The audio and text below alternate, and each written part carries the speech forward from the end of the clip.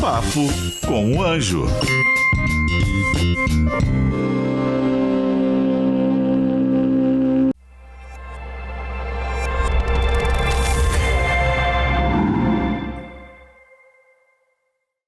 Cansou do seu trabalho? Quer abrir uma empresa? Quer abrir um negócio? Quer empreender? Você tem que aprender primeiro. Não saia por aí desenvolvendo essas coisas sem estudar como tudo funciona. Eu te ensino passo a passo no curso Empreendedorismo 4.0.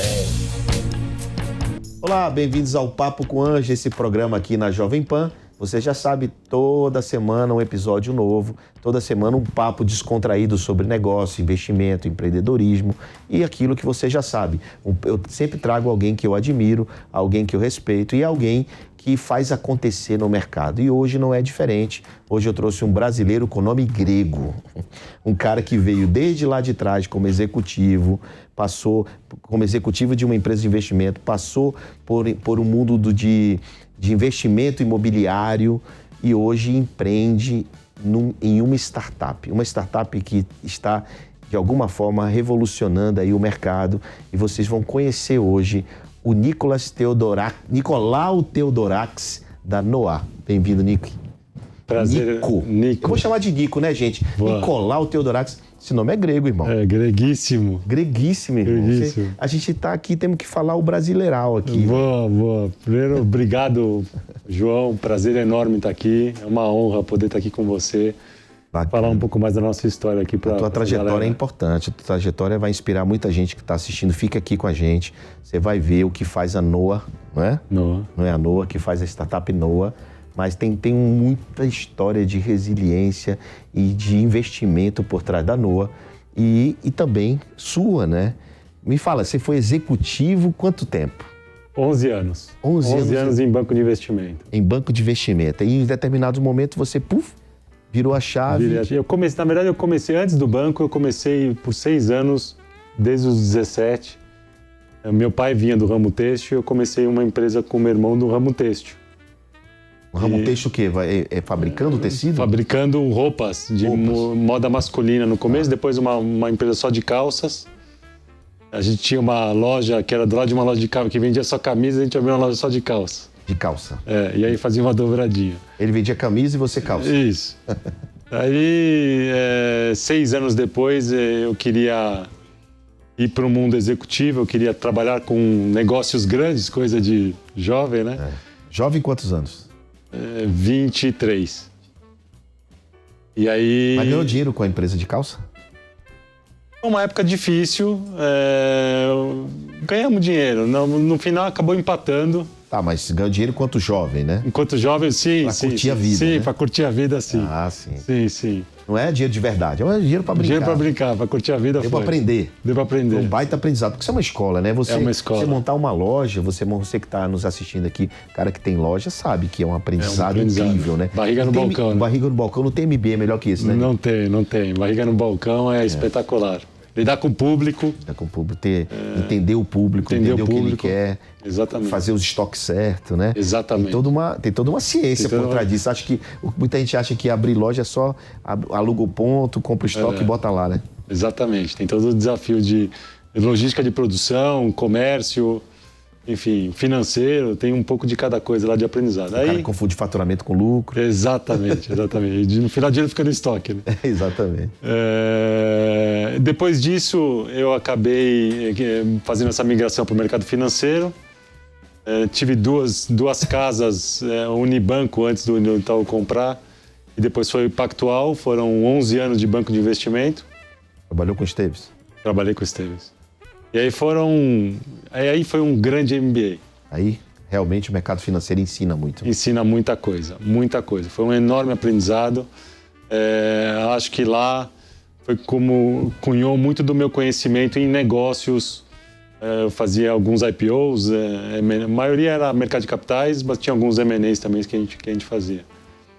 E aí, em 2011, depois de 11 anos fazendo a mesma coisa, eu achei que era hora de voltar a empreender. E saí do banco e comecei a procurar o que... Não é uma decisão fácil, né? Você largar uma carreira executiva, né? Não é uma decisão fácil, mas quando você cresce... Eu cresci em família empreendedora. Meus pais são imigrantes gregos e vieram para cá e construíram a vida aqui empreendendo. Então, como muitos imigrantes fizeram. Então, você acaba sendo cunhado desde pequeno a pensar de forma empreendedora. E você já tinha tido uma experiência na loja, né? Já tinha tido, sim. Já tinha experiência num segmento, empreendeu, viu muitos negócios, né? Do lado do investimento, mas viu muitos negócios, né? Sim. Muitos M&As. Muita né? coisa. Muita coisa acontecendo. Então, isso também te deu uma certa experiência e bagagem. Então, você com a bagagem executiva, bagagem de estar vendo muita coisa acontecendo, ter sido empresário, e aí você foi lá, e para você empreender foi mais fácil. Eu estou te falando isso, não é que é fácil empreender. Estou te falando isso que as pessoas que estão assistindo, eu estou aqui empregado, vou largar tudo e vou empreender. Não é assim. Não é assim. Não é assim, né? Estou só falando isso para alertar as pessoas, que o cara, eu vi o Nico falando que largou lá e foi para lá, então agora eu vou. Não é bem assim. Tem toda uma experiência, uma bagagem que você precisa de preparação, precisa aprender a empreender, né? Que foi basicamente o que você fez, né? Foi exatamente o que eu fiz e vou te contar. O day one lá da incorporadora, que quando eu aí fui para o mercado imobiliário, quando eu comecei há 11 anos atrás, foi um aprendizado a cada dia. E aí você começa a reaprender tudo de novo, porque por mais que você tenha uma experiência de outros negócios no banco, era um negócio totalmente diferente. Você tive que aprender o que era o setor, como que a dinâmica do setor. E incorporação, basicamente? Tinha construção no meio? Não, era só incorporação. Só incorporação. Você pegava um terreno, incorporava, loteava, vendia. Lançava, vendia e aí fazia gerenciava todo o processo, mas quem executava era a construtora. Certo. Tinha uma construtora parceira que executava. A construtora parceira, mas todas as responsabilidades e o risco do capital todo fica na incorporação, né? Tá. Entendi. Ou seja, é uma responsabilidade e foi todo um trabalho de quanto tempo? 11 anos. 11 anos também? 11 anos até hoje 11 anos. São 11 então anos. Você continua com ela? Continuo com ela. Você continua. Então você empreende hoje numa startup, mas essa empresa de corporação continua? Porque a incorporação ela tem os seus ciclos, né? Então, quando eu saí da execução da empresa em 2018, ainda tem alguns negócios que tem que terminar o ciclo. Certo. Por isso que eu continuo. Mas você não está mais na operação. Não estou mais na operação. Isso que eu ia perguntar, porque dificilmente um fundo de investimento investe numa startup quando o empreendedor não está full time focado na operação. E estar full time é super importante. Super importante. Para você entender a dinâmica, entender os problemas que você está enfrentando, saber enfrentar e essa foi uma decisão que eu tomei quando eu saí da incorporadora, exatamente porque eu entendia que para poder fazer a NOA, eu tinha que exatamente estar full time dedicado. Mas antes de falar da NOA, você fez outras coisas antes. Em 2018, quando eu saí da incorporação, eu queria trazer tecnologia para o setor. Esse foi o objetivo pelo qual eu saí em 2018. Foi buscar tecnologia. Foi buscar tecnologia e uma forma de investir e empreender em tecnologia para o setor, que é um setor que tardou a adotar algumas tecnologias. Digital, né? Ela tardou a adotar algumas inovações, mas hoje tem acelerado muito nos últimos anos. Que são as PropTechs e as Construtechs. PropTechs e Construtechs. Certo. E aí você começou a investir nisso ou começou a fazer empresas disso? Eu comecei a fazer... O seu perfil é builder, né? Construtor, né? Sim.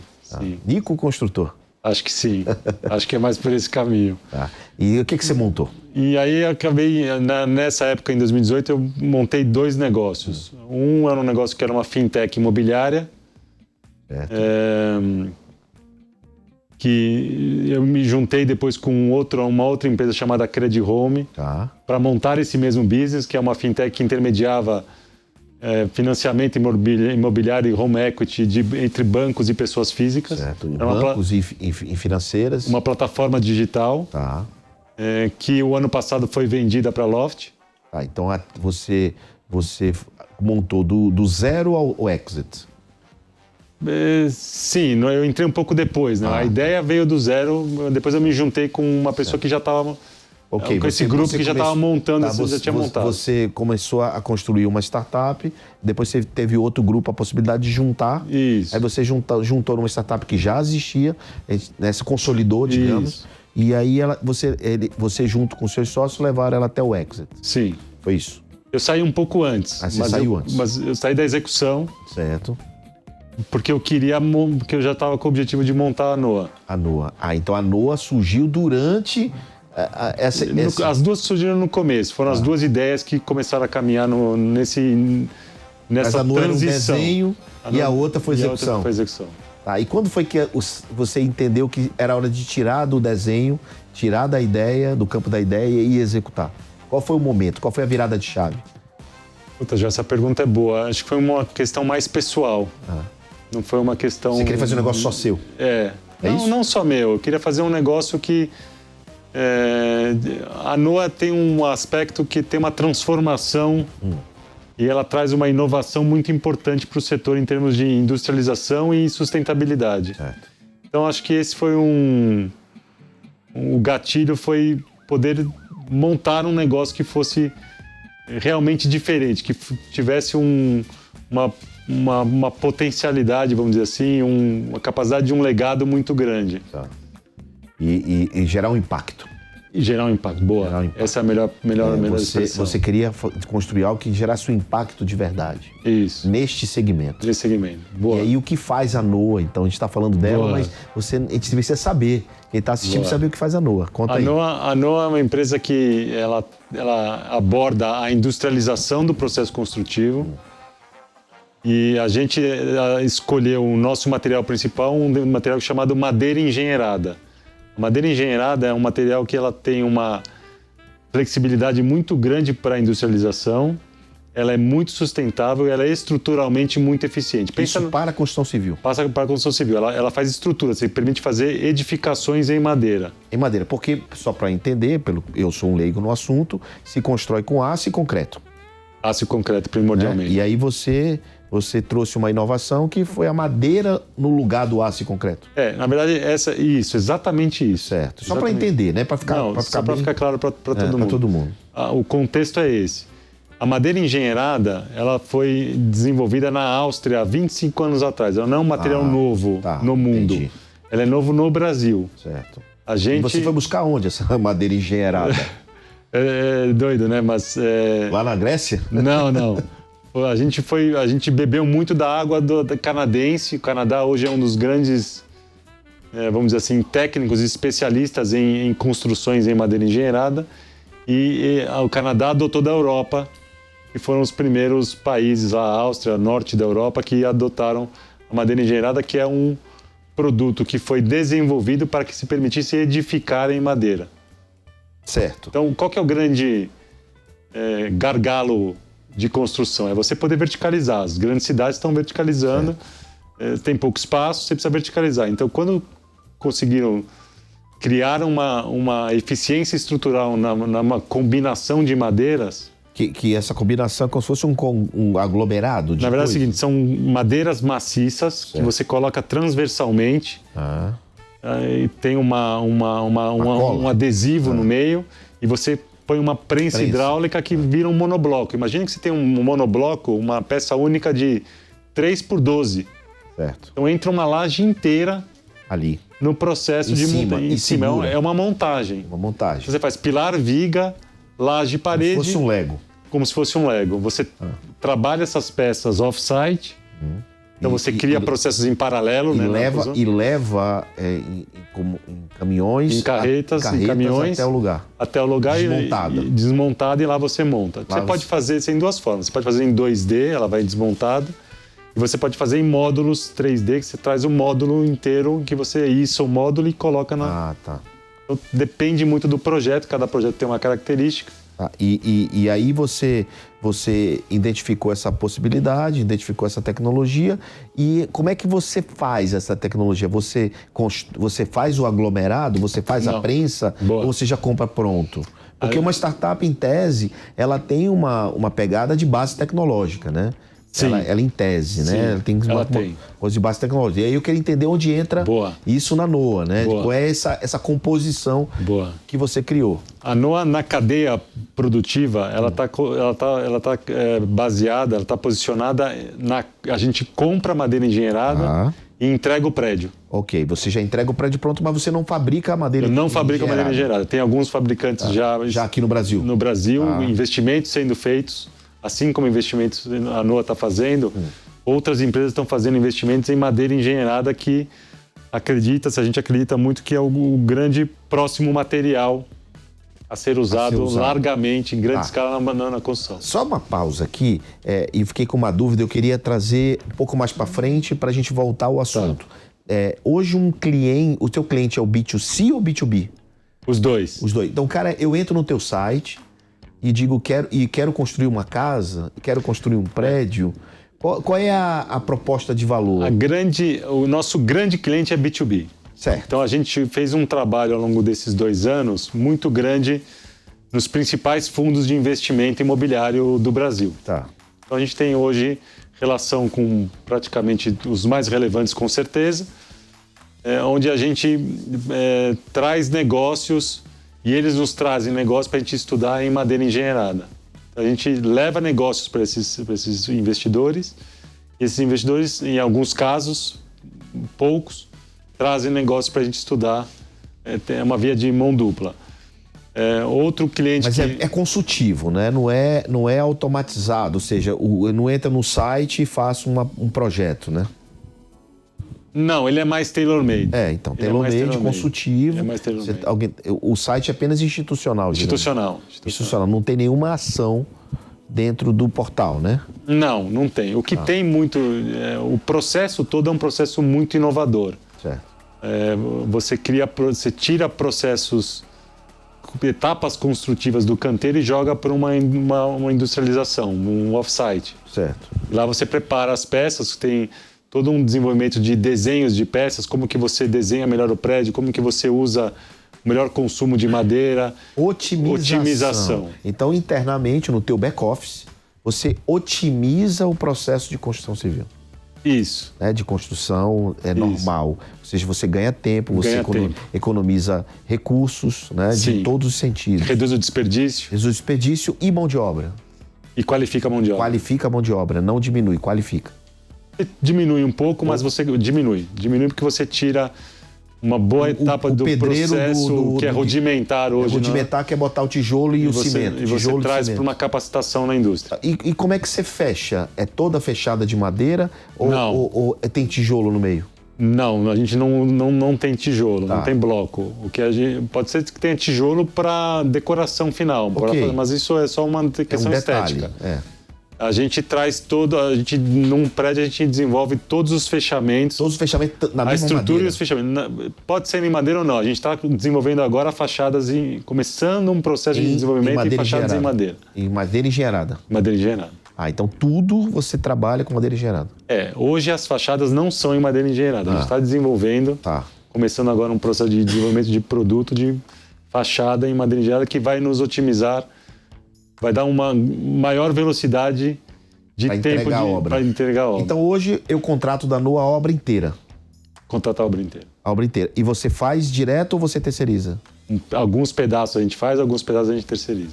Então, olha, pessoal, vamos entender um pouco. Ele teve uma ideia, ele buscou um produto inovador, ele tem um relacionamento com os fundos de investimento que tem obras, que tem... como é que eu chamo? Investimentos em áreas, em prédios, seja lá o que for. Então, ele tem acesso a isso.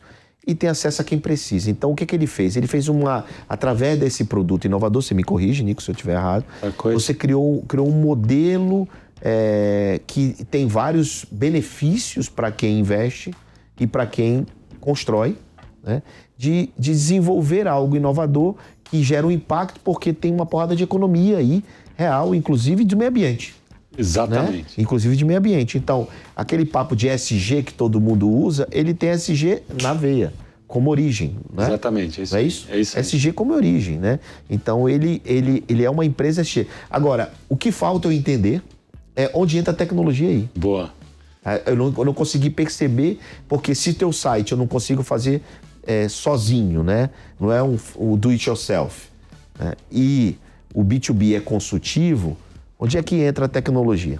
A gente tem, primeiro, a tecnologia em si, ela entra muito na parte de concepção de produtos. A gente tem usado alguns aspectos da inteligência artificial, por exemplo, para a gente estudar melhor como desenvolver esse prédio. Desenvolver o prédio numa área específica. Numa área específica. Então é tipo assim, você mapeia aquela área, a inteligência artificial diz, é melhor fazer isso aqui do que isso aqui. Isso, ela nos dá opções de projetos. Ok. Segunda coisa que a gente começou a implantar também é a parte de design generativo, que também é conectada à inteligência artificial na arquitetura. Certo. Então você tem vários tipos de fachadas que você estuda ligado à insolação, onde você tem que fechar mais, onde você tem que abrir mais. Ok.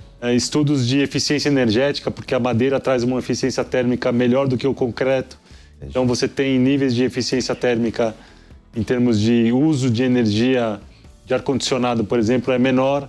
Então a gente faz um estudo em cima, usando inteligência artificial também, de como programadores... A gente tem Isso tudo gera uma redução na ponta. Gera uma redução na ponta. Por exemplo, esteticamente é mais bonito? É mais bonito. Esteticamente é mais bonito. Veja, a arquitetura ela tem um aspecto hoje muito forte da biofilia. O que é a biofilia? Você trazer a natureza para dentro da cidade, dentro dos espaços nossos. A madeira é isso, a natureza está dentro dos seus espaços. Você tem algum exemplo aqui em São Paulo de um local que é público, assim, que a pessoa pode olhar? Tem uma loja de chocolates da Dengo na Faria Lima. Na Faria Lima. É toda feita de madeira gerada em Pinheiros. Pinheiros. Olha lá, pessoal. No final da Faria Lima lá. Final da Faria Lima, se quiser olhar, tô curioso, hein? Bom, vamos lá. Eu vou lá ver, quero lá ver. Muito bom. Agora, vamos lá. Como startup, a Noah recebeu rodada de investimento. Recebemos. A sua jornada não foi tão simples como parece ser, né? Você fez uma primeira rodada de captação com Anjos, que eu soube, né? Em torno de mais de R$1 milhão aí. 1.600. E aí você fez uma rodada com Friend and Family e Friends, né? Isso. E aí você foi lá e fez essa rodada e começou a operação. Comecei a operação em dezembro de 19. Dezembro de 19, 20 pandemia. 20 pandemia. Uau. E como é que constrói? Foi desafiador, porque a gente sempre desde o começo a gente tem um conceito do Flight to Sustainability, que é um conceito de a forma como a sustentabilidade se promove, que é capital, empresas, pessoas. Ela cria esse vetor. O capital impulsiona as empresas, que impulsionam as pessoas a terem uma consciência maior e consumo maior de sustentabilidade. Então, a gente sempre entendeu que as empresas, na época lá atrás, que estariam mais preparadas do que as pessoas para consumir o nosso produto. Hoje isso mudou, tá? A gente já vê pessoas físicas consumindo, preparadas, mais maduras. Entendendo isso. Entendendo isso melhor. Nessa ocasião, o nosso produto principal era corporativo na época. Escritórios corporativos, de monousuário ou não. E a gente tinha, nesse contexto dessa captação, em novembro, dezembro, duas negociações de 2 build-suits. O que é build-suit? Você faz o escritório para uma empresa específica. Tipo Atier. Isso. Você desenha especificamente para aquela empresa específica. Von Hatter, né? Atier Von Hatter. Eles são nossos parceiros, inclusive, nossos arquitetos. Então, nesse contexto, a gente tinha 2 negócios para fazer, estava tudo mapeado, fechamos o investimento, começamos a trabalhar, eram 2 multinacionais. Em janeiro, o mundo fechou lá fora. E eles falaram assim, segura que ninguém vai fazer escritório agora. E aí você tem que fazer, e agora o que a gente faz, né? Então a gente... Você tinha um runaway de quanto tempo? A gente tinha, nessa época de... Até 21? Até 21. Tinha um ano. Tinha um ano de sobrevivência, né? Um ano. Com caixa que você tinha, né? Um ano. E aí, obviamente, você muda, você deixa de contratar algumas pessoas que você vai contratar, concentra... Você reduziu para aumentar o runaway. Você aumenta o runaway para poder sobreviver. E aí, em 2021, final de 2021, você abriu uma nova rodada de captação. Foi quando entrou um corporate venture. Entrou a Dexco, que é nossa sócia hoje, que a Dexco é a antiga Duratex. Ou seja, entrou um corporate, entrou uma empresa, deixou de ser anjo, foi um corporate venture que é do ramo, de alguma forma. Que é do ramo, sim. Que é do ramo, que interessou pelo modelo da Noah e foi lá e fez um aporte já um pouco mais parecido com uma rodada Série A, não é? Parecido com uma rodada Série A, ou seja, um aporte bem maior, né? Para Brasil é Série A. Para Brasil é Série A. Ou seja, você já está jogando o jogo de Série A, que é um jogo, só para quem não sabe, é um jogo que precisa de um pouco mais de compliance, governança, um pouco mais não, precisa, né? De estruturação, né? Porque o jogo já é um jogo mais profissional, tem que ter um conselho de administração, acordo de acionista, vira um SA, ou seja, você tem que mudar o nível empresarial da tua gestão e de um monte de coisa, que as pessoas acham, vamos fazer uma rodada de Série A e tá tudo bem. Não, calma. Você tem que se estruturar. E hoje é o jogo que você está jogando. Tem que estruturar. Faz quanto tempo essa rodada? Foi setembro 21. Setembro 21. Essa rodada vai dar para você rodar a empresa quanto tempo? Runway? Eram 2 anos. 2 anos. E a gente começou a calibrar os investimentos. Isso foi um aprendizado interessante. A gente tinha uma perspectiva de crescimento, vamos dizer assim, de business plan acordada com eles.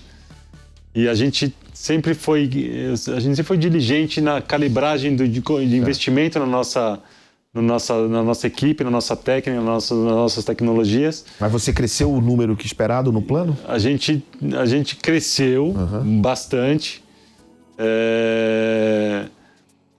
O negócio imobiliário ele tem uma dinâmica que ele tem muito influenciada pela macroeconomia e pelas dinâmicas de mercado. Ok, mas você entregou o resultado do P&L. Sim, a gente está no caminho do nosso business plan. Está tudo em linha. Tudo em linha. Porque é importante dizer isso, porque se está tudo em linha, certamente ele poderá fazer uma próxima rodada de investimento. Sim. Né? Porque essa é a condição para se fazer um fundraising, né? Uma próxima rodada de investimento, é você entregar para o investidor aquilo que combinou lá atrás, exatamente, quando foi feito o investimento. Exatamente. Nico, me fala uma coisa. Aqui, todo mundo que vem aqui no Papo com Anjo tem que deixar uma mensagem inspiradora, de orientação, de dica, para quem nos assiste aqui no Papo com Anjo e para quem nos ouve. É importante. Você tem uma história inspiradora, a sua trajetória não é uma trajetória da noite pro dia, pum, estalou o dedo, família vai lá, meu pai me ajudou, não tem isso, você foi lá e fez, né? Desde a época lá da loja de calça, loja né? de calça. E aí? Olha, acho que a grande aprendizado aí que eu tive nesse processo todo é muita energia no negócio, muita resiliência, porque você acorda muito feliz, no almoço você tem uma notícia ruim, às 3 você volta a ser feliz, à tarde você volta a ser triste e à noite você está feliz de novo. Então é uma montanha-russa muito grande no meio do dia. Então é muita resiliência. Você colocar um negócio que é, no nosso caso, né, que tem uma transformação muito grande, é muito difícil, tem um trabalho de aculturamento de mercado muito grande. A gente tem aprendido muito com os nossos processos e com a nossa energia de fazer esse negócio andar. Obviamente, pessoalmente, assim, a grande dica que eu posso eventualmente passar é um equilíbrio na tua vida, assim, família, saúde, negócio. E tênis. A saúde, o tênis faz parte da saúde. Eu pratico esporte diariamente, então isso traz um equilíbrio importante e esse equilíbrio é fundamental para te dar essa energia, essa resiliência necessária para você passar pelas barreiras, que barreira tem todo dia. Olha, o que o Nico está dizendo é aquilo que eu falo, que empreender não é uma corrida de 100 metros. Não. Empreender é uma maratona cheia de obstáculos e que você tem que pular. Mas para pular, você tem que ter resistência, você tem que ter preparo, você tem que ter performance, né? E isso vem com treino, com preparo, com dedicação, disciplina e tudo isso junto. Então, Nico, poxa, obrigado por ter vindo ao Papo com Anjo. Obrigado a você, muito prazer bacana enorme contar a história da Noah e a sua história aqui pra gente. Quero ver a Série B da Noah. Quero acompanhar. Que pena que lá atrás eu não fui um desses anjos sortudos, né, que quando fazia a próxima... Uma pena mesmo. Certamente eles vão se dar bem, vão multiplicar o valor investido. E esse é o papel do anjo, né? Ajudar quando ninguém acredita. Fundamental. É fundamental o papel do anjo, porque é uma etapa no começo onde você precisa muito de apoio. De apoio. Então, Papo com Anjo, você está falando com um deles, com um anjo, que hoje eu tenho orgulho e a honra de ter ajudado centenas de empreendedores por esse país. Parabéns pela exatamente história. isso. Parabéns. Obrigado pelo Papo com Anjo. E você que está aqui nos assistindo, vendo, você já tem uma certeza. Semana que vem a gente vai estar junto de novo para mais um Papo Empreendedor, um Papo Investidor, aqui no Papo com Anjo na Jovem Pan. Valeu!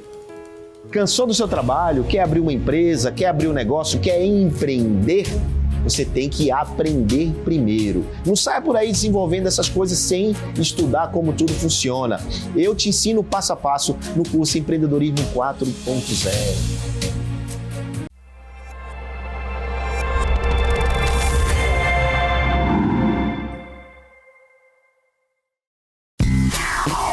Papo com o Anjo.